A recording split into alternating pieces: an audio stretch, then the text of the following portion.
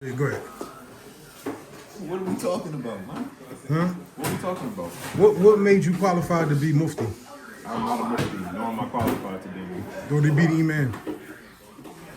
I'm not qualified to be the imam either, but due to the lack of qualified people, I'm only there because Nigga, run down your qualifications, man. I don't have any. No, come on. Your name, what you do, a whole night. My name is Muawiyah. I'm the assistant imam at Masjid Muhammad in Atlantic City. Yeah, and how'd you get that position? Imam Amin asked me Why? because I was one of his students. So why would you pick to be his student, is my point. Upon bid'ah. No? That's a long story. No, you told me part of it. But what did you study? What you study? With imam or with Just others? abroad. Your whole, what's your I mean, no, in Egypt, I just did a little bit. I did like basic Arabic, a little bit of Quran, and I studied some basic Maliki fiqh. Nothing serious and nothing scholarly. Just Farad Ayn, basically. Just You did obligatory Farad Ayn. knowledge. Yeah. So explain, what is Farad Ayn? Farad Ayn is the obligatory knowledge that every Muslim must know. Like what? Like, for example, what do we believe as Muslims? What is the proper belief in Allah subhanahu wa ta'ala? What's the proper belief in the Prophet sallallahu alaihi wasallam? How to pray, how to fast, etc. Okay, so don't you learn that from reading the Quran and Hadith? Yes and no. The Quran and the Hadith contain the content of what makes up Farad Ayn.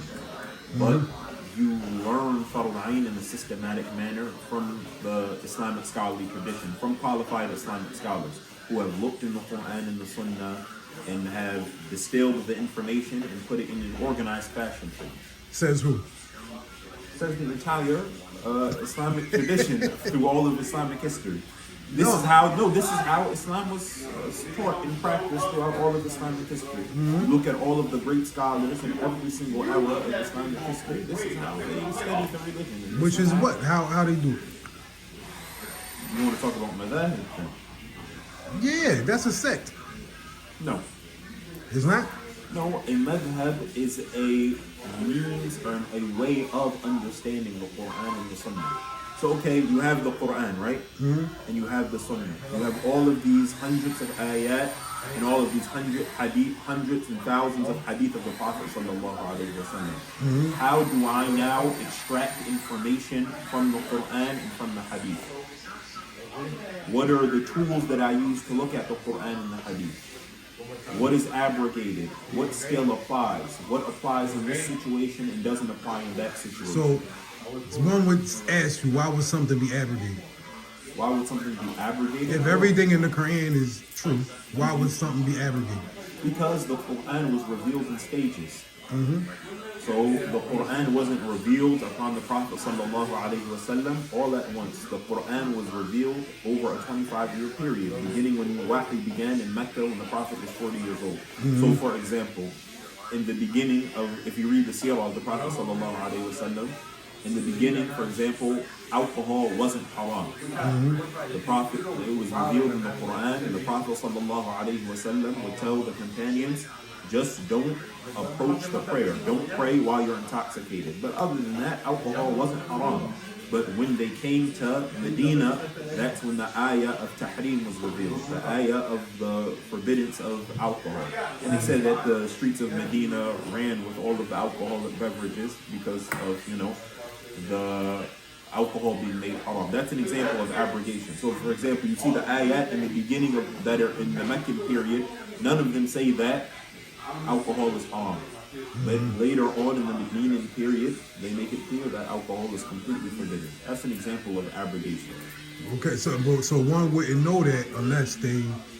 Right, unless they contacted qualified Islamic sources, spoke to qualified Islamic scholars. Because, for example, somebody could read a Meccan surah where it says, Don't approach the prayer while you're intoxicated. Be like, oh, all right, I'm good. Like, you know, I can drink Henny outside of the Salat, for example. But without knowing that, that would be against Islamic scholarly consensus, something that's clearly haram, basically.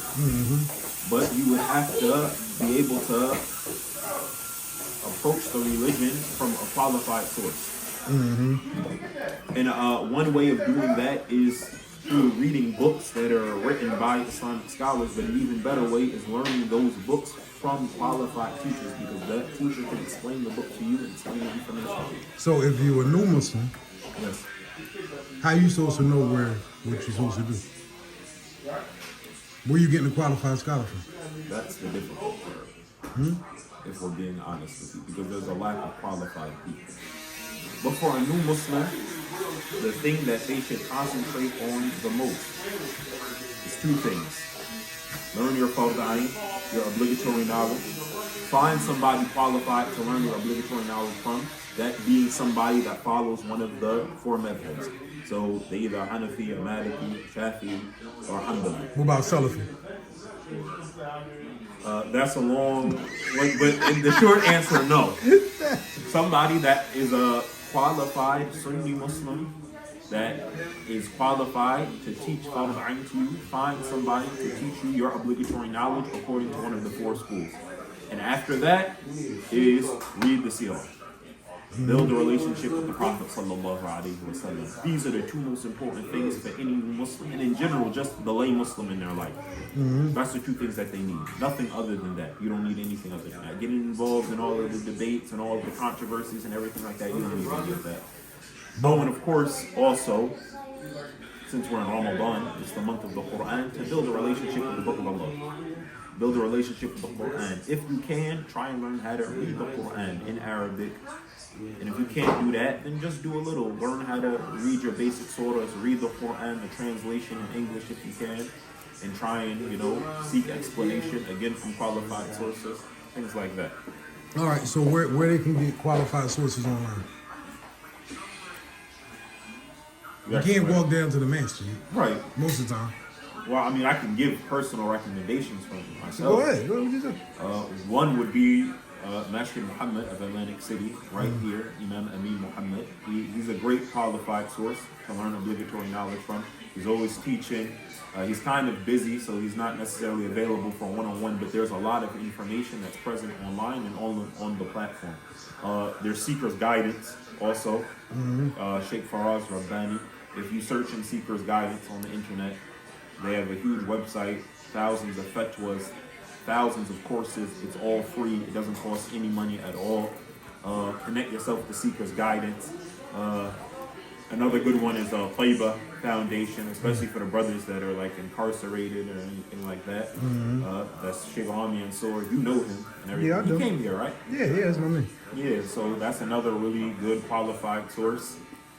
There are a lot. Al-Maqasid, for example, and they're like kind of far. They're in Upper Pennsylvania and everything. But again, they online and everything like that. I mean, the resources are abundant for Sunni Muslims now. They ain't really no excuse not I to, can't take from them. They Sufis. Why? Because they Sufis. What's a Sufi? Bid'ah. What's the bid'ah? I don't know what's Bid'ah. So why you say it? That's what people say. But break it down. I don't What's know. that? You break it down. You the mufti here, man. I'm not no mufti. Listen, if some people, Yes. they say, all right, cool. I see you got them Bid'ah beads. Right. Right? I ain't taking nothing from you. Okay. No, I mean this is Why you got them beads, man? You This is a scaring real me. conversation. You flying on carpets and stuff. It's mumkin. It's possible. It's possible to fly on a carpet? You did it before? No, Okay. but there are those who did. Oh, this guy. They did greater than that. No, but okay, there are two questions. Okay, if somebody comes to you and says something is bid'ah, the two things are, okay, what is bid'ah to you? What do you understand from the term bid'ah?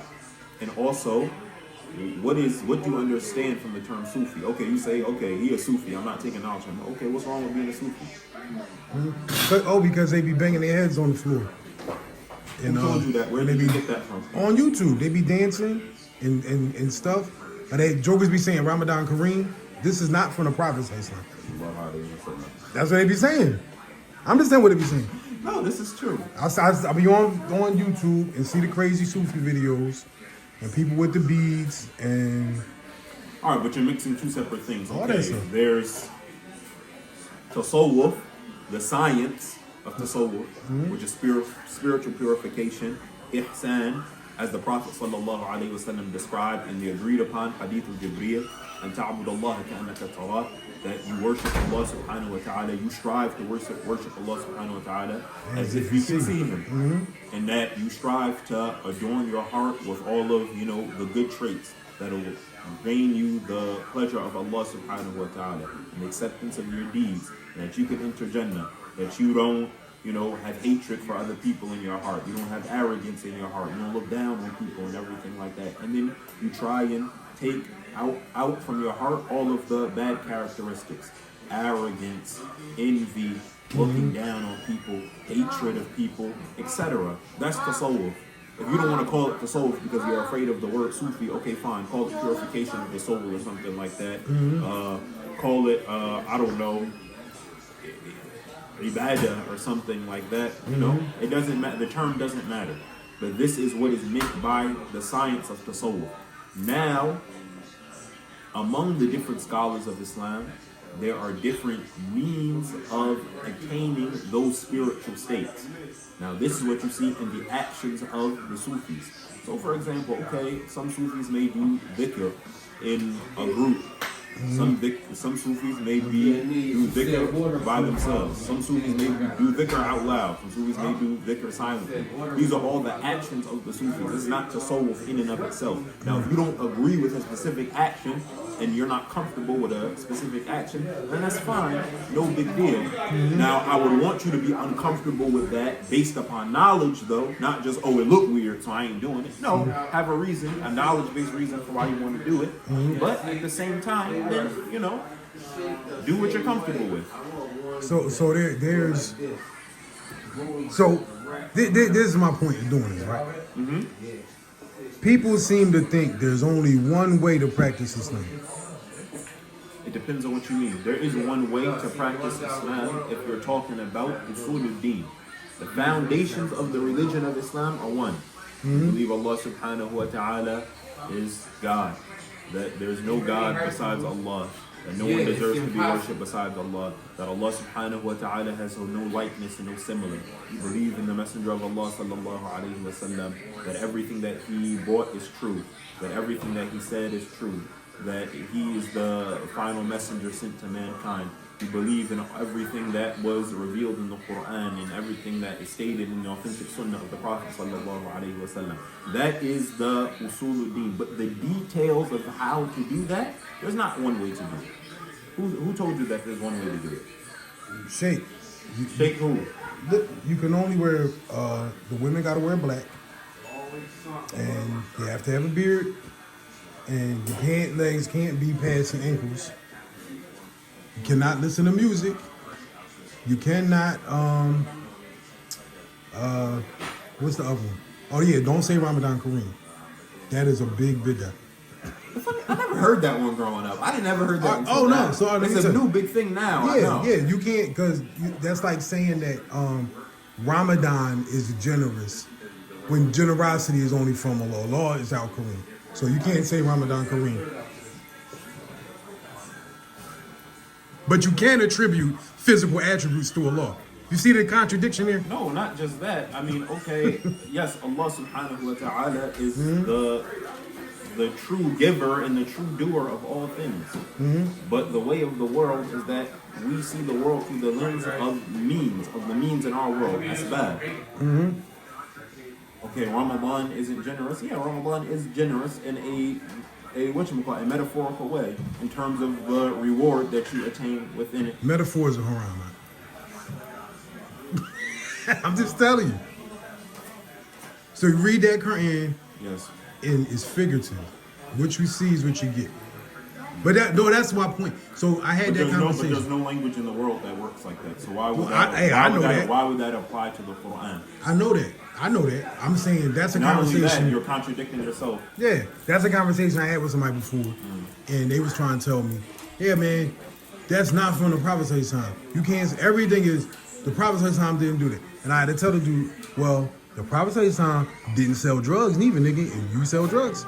You see what I'm saying? Or you say this stuff. Selling drugs is haram. I was selling drugs is haram. But the point is, right? You make that distinction about saying Ramadan Kareem. Yet you'll read verses in the Quran that have metaphorical meanings, and you want to take them figuratively. You see, to me, it's a big contradiction. You take them literally. Literally, exactly. You see what I'm saying? So, but not just that. Even that methodology isn't consistent. Yeah. Okay. For example, what example can I give? All right, Allah subhanahu wa ta'ala, He says in the Quran, Allah, right? Allah, فِي السَّمَاوَاتِ وَفِي الْأَرْضِ يَعْلَمُ سِرَّكُمْ وَجَهْرَكُمْ. He is Allah in the heavens and in the earth. Okay. Why in the heavens part is literal, right? Literal. You have to take it on its apparent meaning. But the fil ard part, in the earth part, that part is not literal, right? exactly. Or, for example, Ibrahim alayhi salam, when he's going to the Ard al-Muqaddas, Palestine, he says, "Ana dhahibun ila Rabbi." He says, "I'm going to my Lord," literally. Does Allah subhanahu wa ta'ala live in Palestine? No, he's going to the land that's honored by his Lord, where he can worship Allah subhanahu wa ta'ala freely. For example, the Quran and the Sunnah is full of metaphors, and so is any other language. Yeah. So, We're kind of all over the place. You do realize. bruh, it don't matter. This is the barbershop. You're supposed to be. We got to pick a topic. Nah, that's the topic. Look. I don't like doing topics, right? Because people aren't learning stuff, and this, to me, it's like these are the questions that people come in here and they ask, right? They're not asking a lot of that philosophical stuff, Right. that We me get and into and me and you get into and we can appreciate. Right. People come in here, and I give you an example. There's a sister, real good sister, that comes here, right? And she came in here for the last 2 months. I know she's Muslim, has children, she's not married, right? So I'm asking her, like, yo, why aren't you? I know you got a boyfriend, I know you got a side dick. All these are conversations we be having. And then the questions that You come notice back. that she told you because you're assuming. No. She told me. Okay. Right? So she tells me all this stuff. And everybody says, oh, yeah, we're going to get ready for Ramadan. Right? But the part about getting ready for Ramadan does not include getting married. It doesn't include... I was going to say when you asked me the question earlier, you want to make tawbah and get out of your haram situation because Ramadan is coming? All right, fine. Why don't you get married in Ramadan? It's haram to get married in Ramadan? Now you bring up another point. Good point. I saw somebody 2 days ago on Facebook. Real pretty sister. She makes a post. She's Muslim. I know she be going through some stuff, right? She made a post about, she says, y'all brothers that just get married to, like, during Ramadan just to quit from committing zina, that is manipulative and is harmful. It is. You think so? Yes. Okay. It depends. This is complicated because there's the whole issue of the letter of the law versus the spirit of the law. What is the spirit of the sunnah of the Prophet sallallahu alaihi wasallam? All right. Yeah, technically on the books, I'm not doing nothing haram. And yes, okay, being married is always better than committing fornication, for example. Because fornication is one of the greatest of the kaba'ir. It's one of the greatest of the major sins. So it's always better to be married. But at the same time, is it prophetic? Is it from the sunnah of the Messenger of Allah sallallahu alaihi wasallam? And this is when we talked about building a connection with the seerah, building a connection with the personality, the person of the Prophet sallallahu alaihi wasallam. Because then you don't just see Islam as this set of rules that I'm just trying to get out of stuff on technicality. Is it from the sunnah of the Prophet sallallahu alaihi wasallam that you just marry somebody with the intention of divorcing them? Or that Well, no, I wasn't saying that. Or just, I'm just trying to get my desires, off in Ramadan and make sure I don't feel guilty about myself. But right when Eid comes and everything like that, I'm gonna put it to the No, side. no. Like So that. that's not what she was saying. That was so. It was more so of cleaning up a spill. There's a mess. We're gonna clean this up.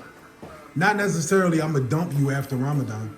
The point is like, and this is the thing I'm trying to get people to understand, right? Is that prophetic? No, it's not the way of the Prophet says. No, but I'm saying that it depends on what you mean. If you mean by cleaning up a spill, I'm trying to tell you. No, I'm saying if you mean by cleaning up a spill, okay, let's say we in a haram relationship, right? Mm-hmm. All right, Ramadan comes around. Somebody says, I need to get right with my Lord.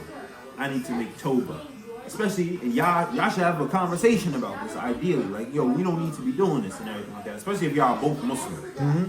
We don't need to be doing this. Ramadan is here, not only, okay, it's true that the good deeds are multiplied during Ramadan, and the abwab of mercy, the doors of mercy are open, but that also means that committing sins, especially major sins in the month of Ramadan, is intensified. Yeah. All right, we don't want to be doing this. Let's get married. Yeah. But when you do that, like we said, a sincere tawbah is to have regret for what you were doing that was wrong. Mm-hmm. And then to have the intention never to return to that thing. So if we're going to get married, now our intention is we're going to try and stay married. No. So that's, you're assuming I'm saying, the girl wasn't saying that in the post. She wasn't saying. She's just saying just by wanting to get married? I'm trying to tell you. Oh, I'm sorry. So what she was saying was not that dude was dumping, like dudes be dumping the joints at the end. Mm-hmm. She was saying that her feelings would not feel, she doesn't feel that special because we're getting married because we're trying to clean up a wrongdoing. You see what I'm saying? She wanted to be married because somebody's in love with her. And I don't know if that means that the guy wasn't in love with her. That's it. But what she was trying to say was that. But why, if you felt that way, then why were you with him and allowing him to do in the first place? In the first place, that's my point. Oh no, people got to take some personal responsibility. I'm not denying. A person has their feelings and everything like that. Okay, I can respect that, and I understand the need to want to honor people's feelings. But at the same time, you have to take personal responsibility for yourself. Did he force you? Were you knowingly in a relationship with this man, dealing with this man? You're not married to him. You know that you're doing wrong and everything like that. I'm saying, especially in the case that somebody is a Muslim. And now Ramadan comes along, now my feelings are hurt and everything like that because you just want to marry me because of Ramadan. Your feelings should have been hurt that this man was even doing these things with you and didn't want to honor you with marriage in the first place. So do you think that is an honor? Marriage? Yeah. Okay. Marriage is the sunnah of the Prophet, sallallahu alaihi wasallam. It's the sunnah of the Anbiya. I know that, right? And it's something that Allah subhanahu wa ta'ala has honored human beings with, both men and women. No, I understand it. That's not what I'm asking. Mm-hmm. I'm asking you on the tip of, we have women that look at, this is our society and our culture, right? Where you start talking to somebody, start dating them, you make them the girlfriend, and then now you honor them for their loyalty by marrying them. No. But that's our culture. That's our culture, but that's, whatchamacallit, that's not Nabawi, that's Shaitani. Exactly. That's not from the Prophet sallallahu alaihi wasallam. That's not from Allah subhanahu wa ta'ala. That's your culture, and it's an aspect of Jahiliyyah from our culture. You want to honor that person, then do right by them from the beginning. Do right by them from the beginning. All right, so then... And not just that, this stuff is stupid. All right, you'll be with a person for, 5 years, 10 years, live together, have children together, do all of the things together that husbands and wives do together, but say, I ain't going to get married. No, I agree. It doesn't make any sense.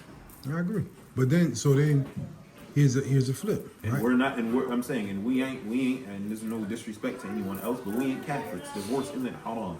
You get married from the beginning. You try, if you feel that you're compatible, you try your level How fast best. is the beginning? How fast is the beginning? Because that's what you hear non-Muslims say. Yo, the Muslims, y'all be getting married too damn fast. Y'all be meeting. I've been married to my wife for 2 years. I got married to her after speaking to her for 6 months. I don't think that there's anybody, you don't need more than 6 months. You know that if you're compatible with a person. Well, no, you got people to get married within 1 month or 2 weeks. No, and there's people that can do that. It all depends on the person. You feel like those marriages last? Because that's what the consensus is that they don't.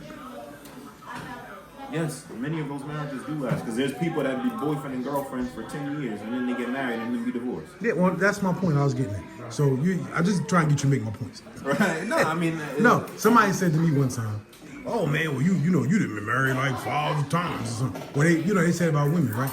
My response to them is always, well, you can say that, but you've had how many boyfriends, or how many girlfriends? So they don't look. See, this is the point I be trying to make. At the same time, though, serial marriage is not a good thing. No, I'm not saying it is, but it's better than there's no. Like, it's better than that. You can't throw stones by living in a glass house. But all right, so if you go by the actual definition of nikah in our culture, right, it's a contract in order for relations and stuff like that.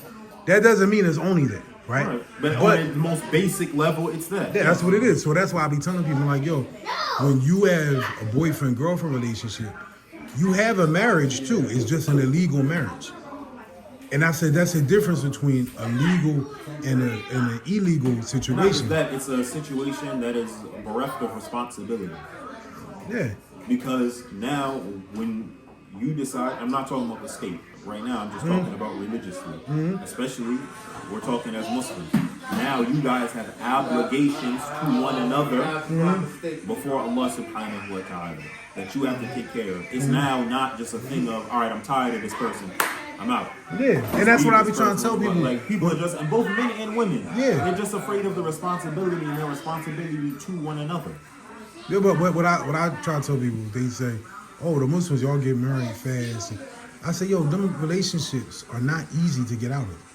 Like, as much as you think, people just think, you just say talaq 3 times. I said, it don't work that way. That's sinful. It is sinful, but it don't work. Even with that, it's not. It don't work. Yeah, it don't work that way if you're responsible person. Now, if you just not, some nigga don't care. Yeah, it's different. Yeah, and that's it. I ain't gonna hold you all day, bro. All right, Thank you, brother. Appreciate you, problem. bro.